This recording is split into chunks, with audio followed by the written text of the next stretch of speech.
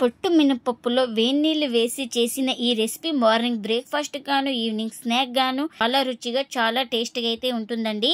ఈ రెసిపీ ఇంటిల్లిపాది అందరికీ నచ్చుతుందండి. పిల్లల నుంచి పెద్దల వరకు చాలా ఇష్టంగా తింటారు. అంత టేస్టీగా అయితే ఉంటుందండి. ఇంకెందుకు ఫ్రెండ్స్ ఆలస్యం, ఎలా చేయాలో ఏంటో అనేది వీడియోలోకి అయితే వెళ్ళిపోయి చూద్దామా. మరి ఇంకా ముందుగా స్టవ్ అయితే ఆన్ చేసుకొని ఒక బౌల్ పెట్టుకొని ఇప్పుడు ఇందులోకి ఒక 2 గ్లాసుల దాకా వాటర్ అయితే వేసుకోవాలి. మనకు ఈ వాటర్ అయితే బాయిల్ అవ్వాలి. మనకు వాటర్ అయితే బాయిల్ అవుతున్నాయి కదా. ఇంకా ఇప్పుడైతే స్టవ్ అయితే ఆఫ్ చేసుకుందాం. నేను ఇక్కడ 1 కప్పు పొట్టు మినపప్పు అయితే తీసుకున్నానండి. పొట్టుతో సహా ఉన్న మినపప్పు అయితే తీసుకున్నాను. అది కాక కట్టే ఉన్నాయి ఇక్కడ. ఈ కట్ మినపప్పు అయితే తీసుకున్నాను. బౌల్లోకి అయితే తీసుకుంటున్నానండి పొట్టు మినపప్పుని. ఈ మినపప్పుని ఒక 2 సార్లు శుభ్రంగా వాష్ చేసుకోవాలి. పైన ఏమైనా డస్ట్ ఉంటే మనకు పోతుంది. ఇలా వాటర్ వేసుకొని ఇలా 2 సార్లు శుభ్రంగా వాష్ చేసుకోవాలి.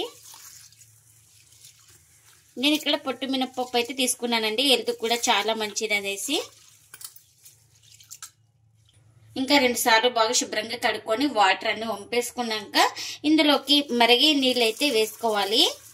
ఈ మరిగే నీళ్లను మునిగే వరకు వాటర్ అయితే వేసుకోవాలి మనం. ఇంకా ఇలా వాటర్ వేసుకొని ఇంకా ఒకసారి స్పూన్తో బాగా కలిపేసుకోవాలి. ఇంకా ఇప్పుడు మూత పెట్టేసుకొని వీటిని ఒక 2 గంటల పాటు నానపెట్టేసుకోవాలి. బాగా నానతాయి మనకు. ముందుగా ఒక కడాయి అయితే పెట్టేసుకొని అందులోకి మిర్చి అయితే వేసుకోవాలి కారానికి తగినంత. ఇప్పుడు ఇందులోకి 1 స్పూన్ దాకా ఆయిల్ అయితే వేసుకోవాలి. అలాగే ఒక 4 వెల్లుల్లి రెబ్బలు కూడా వేసుకోవాలి. ఇంకా ఇప్పుడు ఇందులోకి చిన్నగా కట్ చేసుకున్న అల్లం ముక్కలు కూడా వేసుకోవాలి, 1 ఇంచు దాకా. అలాగే కరివేపాకు కూడా ఒక 2 రెమ్మల దాకా వేసుకోవాలి. ఇలా బాగా మిర్చి వేగిన తర్వాత ఇందులోకి పల్లీలు అయితే వేసుకోవాలి. ఈ పల్లీలు కూడా బాగా ఫ్రై చేసుకోవాలి ఈ మిర్చితో పాటు. మనకు మిర్చితో పాటు పల్లీలు కూడా బాగా ఫ్రై అయిపోయినాయండి. ఇంకా ఇప్పుడైతే స్టవ్ అయితే ఆఫ్ చేసుకొని చల్లారిన తర్వాత గ్రైండ్ చేసుకోవాలి. ఇంకా చల్లారిన తర్వాత ఒక జార్ అయితే తీసుకొని ఇంకా ఈ పల్లీలు మిర్చి అయితే వేసుకుంటున్నాను. ఇప్పుడు ఇందులోకి రుచికి తగినంత సాల్ట్ కూడా వేసుకోవాలి. అలాగే కొద్దిగా వాటర్ కూడా వేసుకుందాం. ఇప్పుడు ఇంకా మూత పెట్టేసుకొని గ్రైండ్ చేసుకుందాం. గ్రైండ్ చేసుకున్న చట్నీని ఒక బౌల్ తీసుకొని ఇంకా అందులోకి అయితే వేసుకోవాలి. ఇంకా ఇప్పుడు ఇందులోకి పోపు కూడా పెట్టేసుకున్నాను. ఆ పోపును కూడా వేసుకుంటున్నాను. ఇంకా మనకు చట్నీ అయితే రెడీ అయిపోయిందండి. ఇంకా ఇప్పుడు 2 అవర్స్ తర్వాత అయితే మనం చూద్దామండి.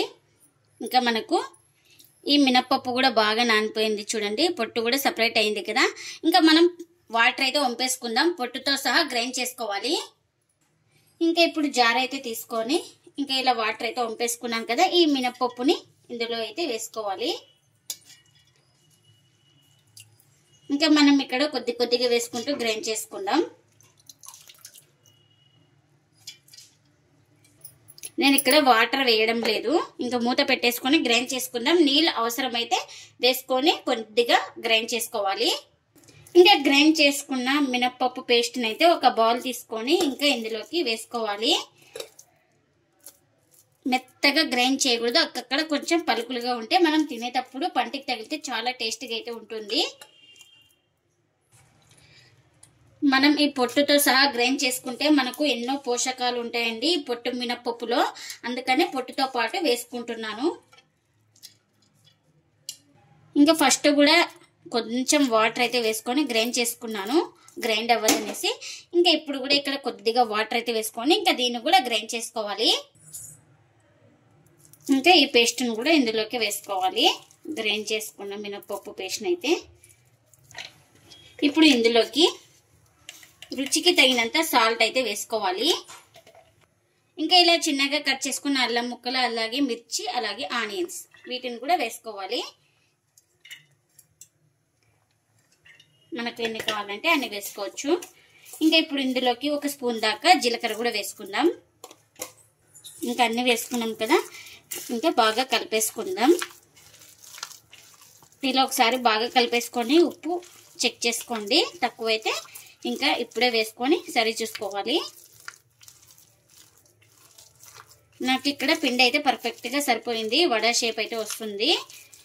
ఇంకా ఇక్కడ నేను వాటర్ ఏమి యాడ్ చేసుకోలేదు, ఫస్ట్ వేసుకున్న వాటరే గ్రైండ్ చేసేటప్పుడు.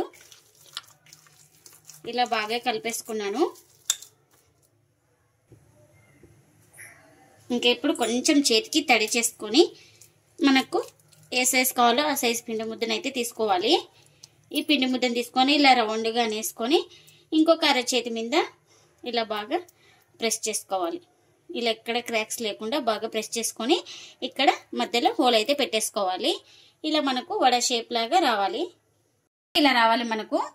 ఆయిల్ అయితే పెట్టేసుకున్నాను, ఆయిల్ కూడా హీట్ అయింది మనకు. ఇంకా ఇప్పుడు ఒక్కొక్కటి నిదానంగా వేసుకోవాలి.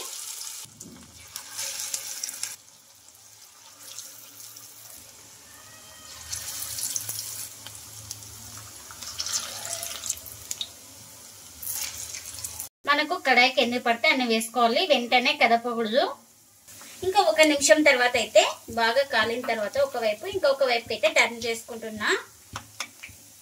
ఇంకా ఇలా బాగా అటు ఇటు తిప్పుకుంటూ మంచి కలర్ వచ్చే వరకు అయితే క్రిస్పీగా ఫ్రై చేసుకోవాలి. సాఫ్ట్గా తినేవాళ్ళు సాఫ్ట్గా ఫ్రై చేసుకోండి, క్రిస్పీగా తినేవాళ్ళు క్రిస్పీగా ఫ్రై చేసుకోవచ్చు. మంటను అడ్జస్ట్ చేసుకుంటూ లో టు మీడియం ఫ్లేమ్లో కాల్చుకోవాలి, లోపల దాకా బాగా కాలుతుంది మనకు. ఇంకా చూడండి, ఇప్పుడు మనకు ఇందులో ఆనియన్స్ ఇలా రెడ్గా అయితే మనకు బాగా ఫ్రై అయినట్టు. ఇంకా ఇవైతే మనకు రెడీ అయిపోయినాయి. ఇంకా ప్లేట్లోకి అయితే తీసుకుందాం. ఇంకా ఇవైతే ఆయిల్ అస్సలకైతే పట్టదండి. ఈ మినప్పప్పు వడలైతే, మినప్పప్పు వడలైతే అస్సలు ఆయిల్ అయితే పట్టదు మనకు. ఎన్ని తిన్నా మనకు మంచిదే.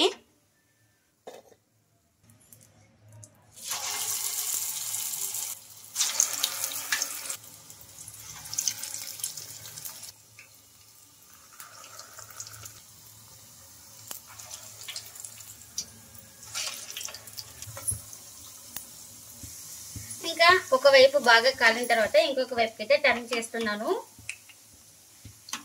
మనం ఇది గ్రైండ్ చేసుకునేటప్పుడు కొంచెం అక్కక్కడ పలుకులుగా ఉంటే మనకు తినేటప్పుడు పంటికి తగిలితే చాలా టేస్టీగా ఉంటాయండి. ఎక్కువ స్మూత్ చేసుకుంటే అంతగా బాగుండదు. ఇలా పలుకులుగానే గ్రైండ్ చేసుకొని ఒకసారి ట్రై చేయండి, వడలు సూపర్ అంటే సూపర్ వస్తాయి. ఇంకా అటు ఇటు తిప్పుకుంటూ 2 వైపులా బాగా కాల్చుకోవాలి వీటిని కూడా. ఇంకా అన్ని ఇలానే చేసుకోవాలి. ఎంతో హెల్దీగా టేస్టీగా ఉండే పొట్టు మినపప్పుతో వడలు అయితే రెడీ అయిపోయినాయండి. ఇంకా ప్లేట్లోకి అయితే సర్వ్ చేస్తున్నా. వేడి వేడి వడలు పొద్దున మార్నింగ్ బ్రేక్ఫాస్ట్ గాను ఈవినింగ్ స్నాక్ గాను ఎలా తిన్నా టేస్ట్ మాత్రం చాలా సూపర్గా ఉంటుందండి. ఇంటిల్లి పాదికి నచ్చుతాయండి ఈ వడలు అయితే. ఒకసారి హెల్దీగా ఇలా చేసుకొని పొట్టు మినపప్పుతో తిని ఎలా ఉందో కామెంట్ అయితే చేయండి ఫ్రెండ్స్. అంత టేస్టీగా అయితే ఉంటాయండి ఈ వడలు అయితే. నేను ఇక్కడ చట్నీ కూడా సర్వ్ చేసుకున్నానండి, మీకు చూపిస్తున్నాను చూడండి. ఒక వడ అయితే చూడండి, లోపల ఎక్కడ పిండి లేదు, ఎటువంటి పిండి లేదు. మనం మంటను అడ్జస్ట్ చేసుకుంటూ ఫ్రై చేసుకున్నాం కదా, లోపల దాకా బాగా ఫ్రై అయిపోయిందండి. మీరు కూడా తప్పకుండా ఒకసారి ఇలా ట్రై చేయండి. మీకు ఎలా వచ్చిందో కామెంట్ అయితే చేయండి ఫ్రెండ్స్. ఇదండి ఇవాల్టి వ్లాగ్. ఈ వీడియో కనుక నచ్చితే ప్లీజ్ లైక్ చేయండి, షేర్ చేయండి, కామెంట్ చేయండి, అలాగే లైక్ చేసి సపోర్ట్ చేయండి friends. Thanks for watching. Bye bye.